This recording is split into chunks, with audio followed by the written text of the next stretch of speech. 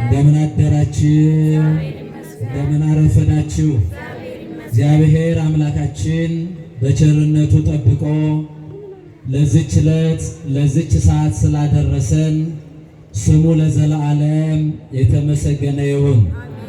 ጻድቁ አባታችን አቡነ ገብረ መንፈስ ቅዱስ ላረፉበት ዓመታዊ የመታሰቢያ በዓል በድጋሜ እንኳን አደረሳችሁ፣ እንኳን በሰላም መጣችሁ። እግዚአብሔርን አመስግኑ። ከሰዓታችን አንጻር ሰፋ አድርገን እንዳንማር ይገድበናል። ቀደም ሲል የቃል ኪዳኑ ታቦታትም ዑደት እያደረጉ በነበረበት ሰዓት የዕለቱ ታሪክ በመምህሩ ሲነገር ሁላችንም ሰምተናል። የሰማነውን በልቦናችን ያሳድርብን። ጥቂት ግን እንንገራችሁ።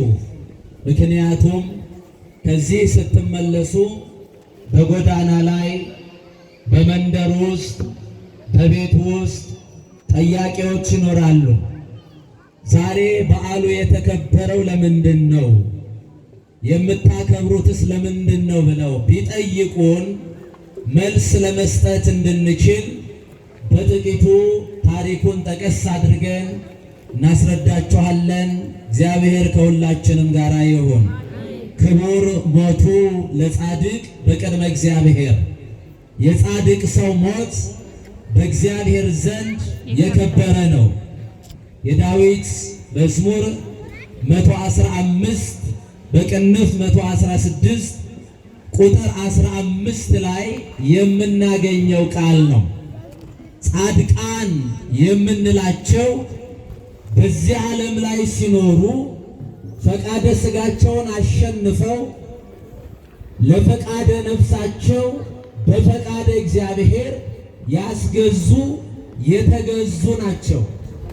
ዘመናቸውን ሁሉ ከእግዚአብሔር ጋር የፈጸሙ የዚህን ዓለም ድምፀ አራዊት ግርማ ሌሊት ታግሰው ፀሐዩን፣ ረሃቡን፣ ጥሙን፣ ስደቱን፣ መከራውን ሁሉ ታግሰው ስለ መንግሥተ ሰማያት ስለ ጽድቅ ክብሩን ለመውረስ የሚያስችላቸውን በጎ ሥራ ሰርተው በአጽዳቂው አካል በእግዚአብሔር የጸደቁ የከበሩ እነዚህ በአጠቃላይ በጣም በአጭሩ ጻድቃን ይባላሉ።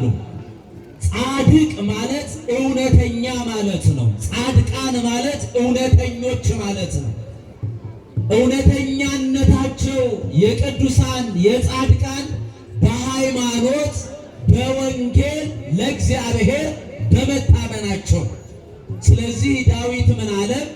የጻድቅ ሰው ሞት በእግዚአብሔር ዘንድ የከበረ ነው አለ።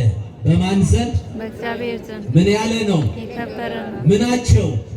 ሞታቸው፣ እረፍታቸው፣ ነፍሳቸው ከስጋቸው የተለየችበት ዕለት በእግዚአብሔር ዘንድ የከበረች ናት፣ የተለየች ናት፣ የተቀደሰች ናት። ክብር ምስጋና ለአምላካችን ይሁን። ስለዚህ ዛሬ የማን መታሰቢያ ነው? የጻድቁ የገብረ መንፈስ ቅዱስ መታሰቢያ ነው። ይህንን መታሰቢያ ያከበረ ማን ነው? የሞቱበት ያረፉበት ዕለት ነው። ይሄንን ዕለት ማን ባረከ? ባካችሁ ስሙን ጥሩ። ይሄንን ዕለት ማን ቀደሰ? በጻድቁ በረከት ሊባርከን ማን ጠራን? ከፍ አድርጉና አመስግኑት። ላይባርከን አልጠራንም፣ ላይቀድሰን አልጠራንም። አባትና ልጅ እንደዚህ አሉ። አባት ዝክረ ጻድቅ ለዓለም ይሄለው አለ። ዳዊት ነው በመዝሙር 111 ቁጥር 6 ላይ የጻድቅ ሰው መታሰቢያ ለዘላለም ይኖራል። የማን መታሰቢያ? የጻድቅ። ለመቼ ይኖራል? ለዘላለም። ገደብ የለውም፣ ለዘላለም ይኖራል አለ።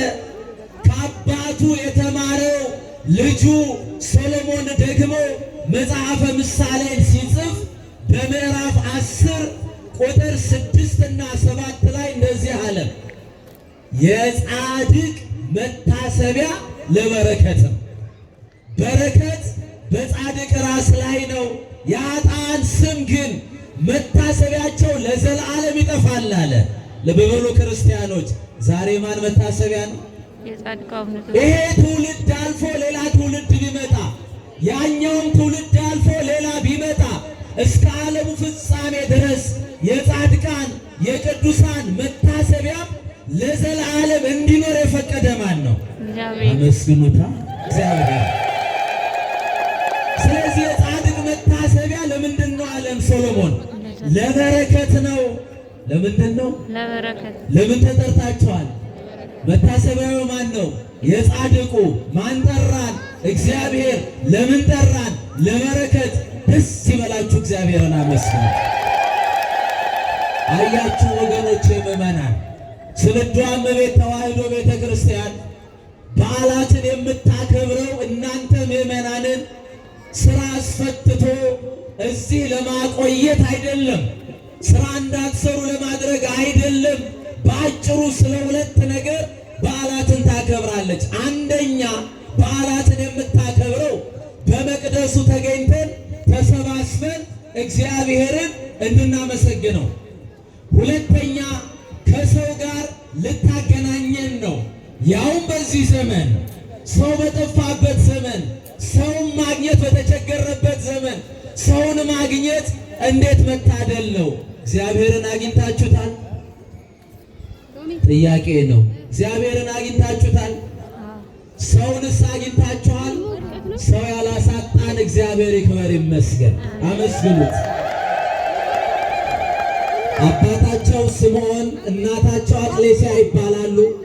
ለ30 ዓመት ልጅ አጥተው ሲያዝኑ ሲተክዙ ከሥላሴ ጋር በጸሎት ሲጠይቁ ሲሳሉ ኖረዋል። ፈቃደ እግዚአብሔር ሆኖ መጋቢት 29 ቀን ጻድቁ ተጸንሰው ታኅሳስ 29 ቀን ተወልደዋል። በተወለዱበት ዕለት ከጨለማ ወደ ብርሃን ያወጣኸኝ እግዚአብሔር ሆይ ተመስገን ብለው ስብሐት ለአብ ስብሐት ለወልድ ስብሐት ለመንፈስ ቅዱስ ብለው አመስግነዋል። ክብር ምስጋና ለእግዚአብሔር ይሁን። አሁን እኛ ሌሊቱን አሳልፎ እግዚአብሔር ጥበቃው ከእኛ ጋር ሳይለይ ሌሊቱን አሳልፎ የማለዳውን ብርሃን እንድናይ ሲያደርገን ማለዳ ስንነሳ አንደበታችን በምስጋና ይከፈታል ወይ? በሰላም ያሳደርከን አምላክ ምስጋና ላንተ ይሁን። በሰላም የሰጠህንን ቀን ባርከ ቀድሰን በየጉዳያችን በሰላም አውለን ብለን ምንወጣ ከሆነ ዕለቱ የበረከት ይሆናል። አንዳንዶቻችን ገና ስንነሳ በእርግማን እንጀምራለን። ድፍት ያድርግሽ፣ ቀንሽ እንደዚህ ይሁን። በእርግማን የተጀመረ ቀን ጤነኛ ቀን ሆኖ አይውልም። ወገኖቼ ምዕመናን፣ ከጨለማ ወደ ብርሃን ስንወጣ ብርሃንን ወስዶ የምናርፍበትን ጊዜ ሲያመጣ ከኛ የሚጠበቀው ምንድን ነው? ማመስገን ነው። ከጻድቁ እንማር። ለ300 ዘመናት በግብፅ ሀገር ኖረዋል። ግብፃዊ ናቸው። ገብረ ሕይወት ገብረ መንፈስ ቅዱስ ጻድቁ አባታችን በገዳም ካሉ አባቶች ተባርከዋል። 300 ዓመት ከኖሩ በኋላ እግዚአብሔር እንዲህ አላቸው፣ ጻድቁ ልጄ ወዳጄ ገብረ ሕይወት ሆይ መምህር ሳይላክለት ያመነ ፈጣሪውን ያወቀ በረከት የሚፈልግ በአንተ በረከት የምባርከው ታላቅ ሕዝብ በኢትዮጵያ ምድር አለና ወደ ኢትዮጵያ ምድር ሂድ አላቸው። የእግዚአብሔር መልአክ ቅዱስ ገብርኤል እየመራቸው 60 አናብስት ተከትለዋቸው ወደ ኢትዮጵያ ወደ ታላቂቱ ሀገር ወደ ሀገረ እግዚአብሔር ወደ ተባለችው ጻድቁ መጥተው በምድረ ከብድ አርፈዋል። የጻድቁ በረከት ከሁላችንም ጋር አይሆን። እግዚአብሔርን አመስግኑት። አያችሁ ወገኖቼ፣ መምህር ሳይላክለት ያመነ ሕዝብ ነበረን። የምንባረክበት ጻድቃን ከመላው ዓለም የተላኩልን ሕዝቦችንን ሀገራችን ኢትዮጵያ ብዙ ጻድቃንን ያበቀለች ያፈራች ሀገር ነበረችን። ዛሬ ደግሞ ጻድቃንን የማይፈልግ ጻድቃንን የሚቃወም ጠማማ ያላመነ አመንዝራ ትውልድ ተነሳ። ኢየሱስ ብቻ በቂ ነው። ጻድቃን አያስፈልጉም። ድንግል ማርያም አታስፈልግም። መላእክት አያስፈልጉም። ታቦት አያስፈልግም። መስቀል አያስፈልግም። ካህናት አያስፈልጉም። እኛ ራሳችን ካህን ነን የሚል ትውልድ በዝቷል ወገኖቼ ምእመናን።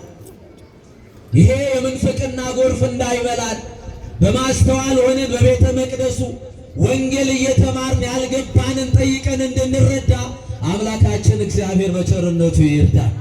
60 አናብስት 60 አናብርት ይከተሉሃል ከአንተ ጋር ይሆናሉ አለ እግዚአብሔር። ጻድቁ እንደዚህ አሉ፣ የሆነው ሲሆን እግዚአብሔር ሆይ ምን ይበላሉ አሉ። ምን አሉ?